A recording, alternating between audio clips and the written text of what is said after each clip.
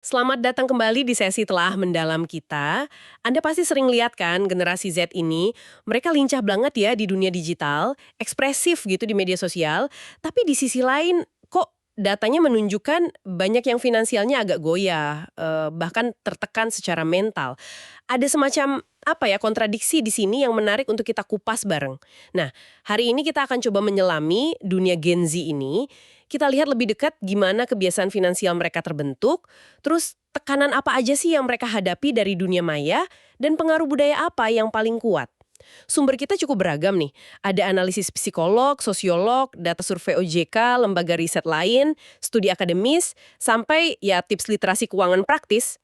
Misi kita hari ini, ya membongkar lapisan-lapisan di balik fenomena kayak flexing, doom spending, sampai budaya serba instan yang katanya lekat banget sama mereka. Kita pengen paham hubungan unik Gen Z ini dengan uang dan dunia digital. Oke, siap ya. Mari kita mulai. Kita awali dari yang paling kelihatan dulu ya, etalase kehidupan mereka. Media sosial. Sering banget kita lihat unggahan soal gaya hidup liburan, barang-barang keren, fenomena yang populer disebut flexing. Tapi ini beneran cuma soal pamer atau ada makna lain ya di baliknya? Gimana menurut Anda? Oh, ini menarik sekali. Kalau kita lihat dari sumber, misalnya kompas.com yang wawancara psikolog Maria Fiona Kalista, flexing itu ternyata lebih kompleks dari sekedar pamer kekayaan loh. Bisa jadi itu cara mereka mengekspresikan siapa diri mereka. Jadi nunjukin identitas lewat apa yang mereka punya atau capai. Kadang juga bentuk validasi gitu atas kerja keras mereka. Atau bahkan ini bisa jadi bagian dari strategi personal branding buat bangun citra profesional. Misalnya, nunjukin kalau jalur karir tertentu itu bisa sukses. Oh, jadi bisa soal identitas ya, bukan cuma materi semata. Menarik. Tapi di sisi lain, tekanan dari media sosial ini juga nyata banget kan. Saya baca di Detik News, itu disorot banget bagaimana platform ini bisa jadi arena perbandingan yang ya ampun gak ada habisnya. Standar kecantikan, gaya hidup, rasanya sering gak realistis gitu. Ada data menarik nih, dari penelitian Patricia dan kawan-kawan tahun 2024. 81% anak muda ngaku jadi banding-bandingin diri setelah lihat story orang lain. Itu kan tinggi banget ya angkanya. Betul tinggi sekali. Dan dampaknya itu langsung terasa ke kesehatan mental. Nggak main-main. Data Survei Kesehatan Indonesia SKI 2023 yang dikutip Detik News juga, itu nunjukin 5,5% remaja usia 10-17 tahun itu mengalami gangguan mental. Rinciannya itu sekitar 1% depresi dan 3,7% gangguan cemas. Laporan lain juga konsisten bilang kalau Gen Z ini merasa lebih khawatir dan cemas akibat media sosial dibanding generasi sebelumnya. Belum lagi tekanan untuk selalu pas atau populer gitu. Maksudnya tekanan biar nggak kelihatan beda gitu. Iya, semacam itu. Ada ketakutan dibully kalau beda. Riset dari Polling Indonesia dan APJII itu nemuin hampir separuh, 49% pengguna internet pernah jadi korban bully. Ada juga ketakutan dikucilkan kalau pendapatnya dianggap, nggak sesuai arus utama. Survei Indikator Politik tahun 2022 nunjukin 62,9% masyarakat merasa makin takut menyuarakan pendapat. Ini kan sejalan ya sama teori psikologi Spiral of Silence yang intinya ngejelasin kecenderungan orang buat diem aja kalau merasa pandangannya minoritas karena takut diisolasi. Sumber lain, Gemma Magazine, juga nyinggung peran influencer yang kadang mungkin tanpa sadar ya, nyebarin gaya hidup konsumtif atau standar yang kurang pas sama konteks lokal kita. Meskipun tentu ada juga influencer yang bawa dampak positif, harus diakui. Oke, oke. Jadi dari sisi sosial media ini kayak pedang bermata dua ya. Bisa jadi alat ekspresi diri, tapi juga sumber tekanan yang berat banget. Sekarang kita coba geser sedikit ke aspek finansialnya. Gen Z ini kan sering diasosiasikan sama prinsip YOLO, you only live once, nikmati aja hari ini, masa depan nanti dipikirin. Itu ada disebut di riset e-journal UNESA. Tapi belakangan muncul istilah doom spending dari Vimela.com. Ini beda ya sama sekedar boros biasa. Oh, beda. Sangat berbeda menurut saya. Doom spending ini akarnya lebih dalam. Ada keresahan, ada pesimisme soal masa depan. Karena merasa tantangan ke depan itu berat banget. Harga rumah melambung, inflasi, persaingan kerja ketat. Sebagian Gen Z ini seolah-olah nyari pelarian. Atau penyembuhan instan gitu, lewat belanja hari ini. Ada kutipan menarik di Vimela, bunyinya kira-kira, daripada cemas mikirin masa depan yang nggak pasti, mending nikmati sekarang aja sepuasnya. Ironisnya, ya, pelarian ini justru seringkali jadi awal dari masalah finansial yang lebih besar lagi. Wah, itu kedengarannya kayak lingkaran setan ya. Dan data memang nunjukin ada kerapuhan finansial di kalangan anak muda kita. Sumber dari Metro TV nyebut angka yang cukup bikin khawatir sih. 61,7% anak muda Indonesia itu nggak punya dana darurat. Riset di Amerika yang dikutip Vimela juga mirip-mirip. Hampir separuh Gen Z di sana nggak punya dana darurat. Bahkan sekitar 27% punya utang lebih banyak dari tabungan mereka. Sebenarnya kemana ya uang mereka ini? Kok bisa gitu? Ini kombinasi banyak faktor sebetulnya. Gaya hidup konsumtif memang jadi sorotan utama ya. Di Metro TV, di kbr.id juga disebut. Tren kayak nongkrong di kafe kekinian, belanja online impulsif karena tergoda diskon atau FOMO, fear of missing out, rasa takut ketinggalan tren, itu nyata banget pengaruhnya. Terus, kemudahan akses kredit kayak kartu kredit atau pay later ya, itu Shopee Pay Later, GoPay Pinjam, dan sejenisnya, itu juga bikin belanja jadi gampang banget, tapi seringkali tanpa mikir panjang.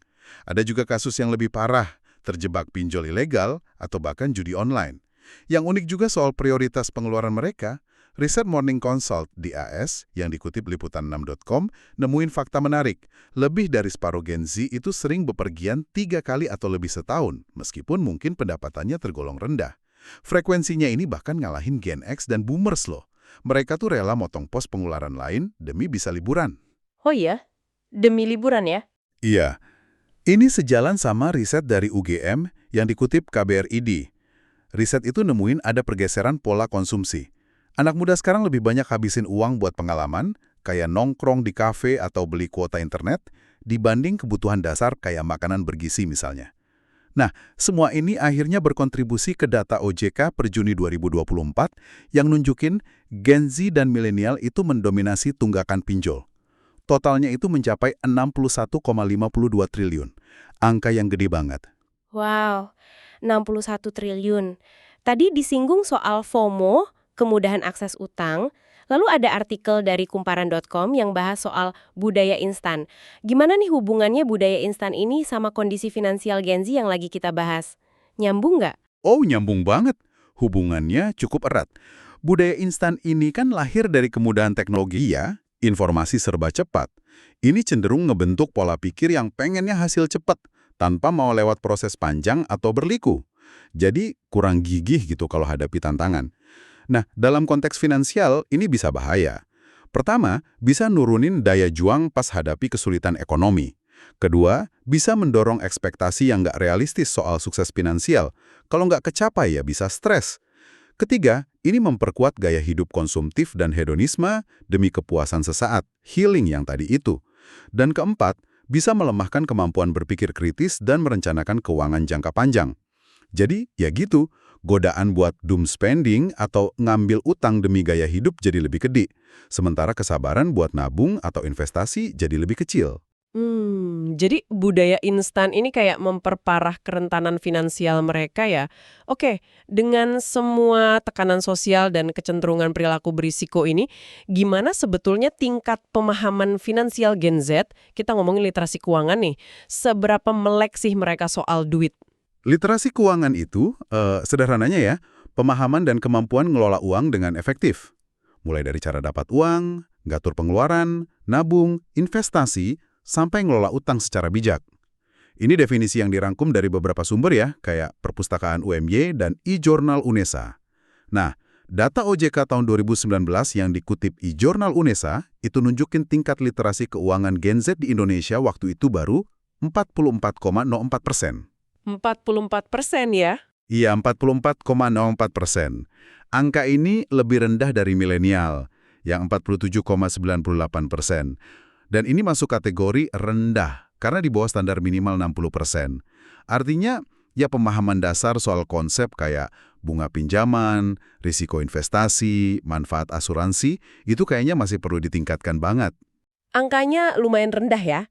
Nah, apakah pelatihan gitu bisa jadi solusi efektif? Saya baca ada studi menarik di e-Journal UNESA soal pelatihan literasi keuangan buat siswa SMA Citra Berkat di Surabaya. Apa hasil utamanya? unik ya, dan sedikit bikin kaget mungkin. Jadi setelah pelatihan 2 bulan, pemahaman teori literasi keuangan siswa itu memang naik. Skor rata-ratanya ningkat dari level sedang ke tinggi. Tapi secara statistik, peningkatan pemahaman ini nggak terlalu signifikan. Nah, yang justru signifikan secara statistik, itu perubahan pada penerapan atau perilaku finansial mereka. Meskipun skor rata-rata penerapannya sedikit turun, tapi perbedaannya sebelum dan sesudah pelatihan itu dianggap nyata secara statistik, P sama dengan 0,018. Tunggu. Pemahaman naik tapi nggak signifikan, sementara penerapan berubah signifikan meskipun skornya turun dikit. Agak membingungkan ya. Gimana tuh maksudnya? Iya, betul. Ini interpretasinya yang menarik. Penurunan skor rata-rata penerapan itu mungkin karena setelah belajar siswa jadi lebih aware gitu akan kompleksitas dan risiko. Misalnya jadi lebih hati-hati sebelum investasi atau jadi sadar kalau nabung aja nggak cukup. Tapi perubahan signifikan dalam perilaku bukan skornya ya. Itu nunjukin bahwa metode pelatihan yang praktis dan berbasis proyek di mana siswa ngidentifikasi masalah finansial real mereka, netapin tujuan, terus nyoba solusi, itu mungkin lebih efektif dorong tindakan nyata daripada sekedar nambah pengetahuan teori. Oke. Intinya, melakukan itu kuncinya, bukan cuma tahu. Penerapan paling ningkat itu ada di area investasi, mungkin karena ada rasa penasaran baru. Sementara yang turun di asuransi, mungkin karena mereka merasa belum butuh atau ya masih ditanggung orang tua. Oke, jadi intinya tahu itu penting, tapi melakukan itu jauh lebih penting ya. Pengetahuan tanpa aksi nyata ya, percuma aja. Nah, buat Anda yang mungkin merasa perlu meningkatkan literasi keuangan, ada beberapa langkah praktis nih yang bisa diambil dari rangkuman sumber-sumber kita tadi. Mungkin yang paling dasar ya, mulai deh dengan bikin anggaran sederhana. Catat pemasukan, catat pengeluaran, biar kita tahu uang kita itu larinya kemana aja. Terus, biasain nabung rutin. Sekecil apapun nggak masalah. Metode populer kayak 50, 30, 20 itu bisa jadi panduan awal. 50% kebutuhan, 30% keinginan, 20% tabungan atau investasi. Tapi, ya itu, pahami dulu resikonya. Nggak harus langsung gede kok. Platform investasi buat pemula sekarang udah banyak banget. Dan yang nggak kalah penting, coba deh kendalikan belanja impulsif. Mungkin bisa coba trik jeda 24 jam sebelum beneran check out barang yang nggak mendesak. Tanya lagi ke diri sendiri, ini beneran butuh atau cuma lapar mata aja nih? Setuju. Menentukan tujuan keuangan yang jelas juga sangat ngebantu. Pakai metode SMART itu bagus. Specific, measurable, achievable, relevant, dan time-bound. Biar fokusnya jelas. Dan terakhir, penting banget, kelola utang dengan bijak. Hindari utang konsumtif sebisa mungkin. Prioritaskan bayar utang yang bunganya tinggi dulu. Ingat, bangun kebiasaan finansial sehat itu maraton, bukan sprint. Butuh sabar dan konsisten. Nggak bisa instan. Sip, itu rangkuman tips yang bagus banget. Jadi jelas ya, gambaran Gen Z ini memang kompleks. Mereka gerak lincah di dunia digital. Tapi di sisi lain, terbebani tekanan sosial yang berat.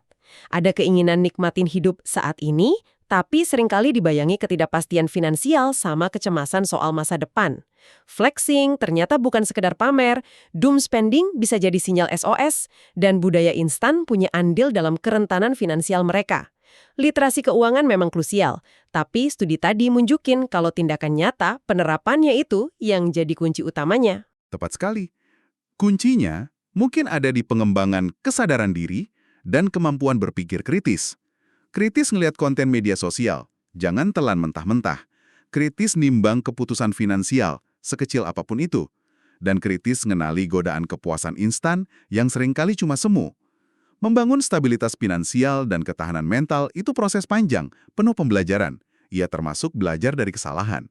Menghargai proses itu sendiri, menurut saya, adalah bagian penting dari kedewasaan finansial dan juga personal. Nah, sebagai penutup nih, kami ingin ajukan satu pertanyaan reflektif buat Anda bawa pulang. Terinspirasi dari diskusi kita hari ini. Kalau kita melihat doom spending atau bahkan mungkin kecanduan liburan itu sebagai mekanisme coping, ya pelarian dari kecemasan masa depan, pertanyaan lanjutannya adalah, selain kita terus dorong literasi keuangan individu nih, kira-kira perubahan struktural atau budaya apa ya yang lebih luas yang mungkin diperlukan, biar generasi muda kita bisa merasa lebih optimis dan aman soal masa depan mereka, sehingga mereka nggak terlalu bergantung pada obat penenang berupa kepuasan instan tadi. Sebuah pertanyaan untuk kita renungkan bersama ya. Terima kasih sudah menyimak sesi Telaah Mendalam kali ini. Sampai jumpa di kesempatan berikutnya.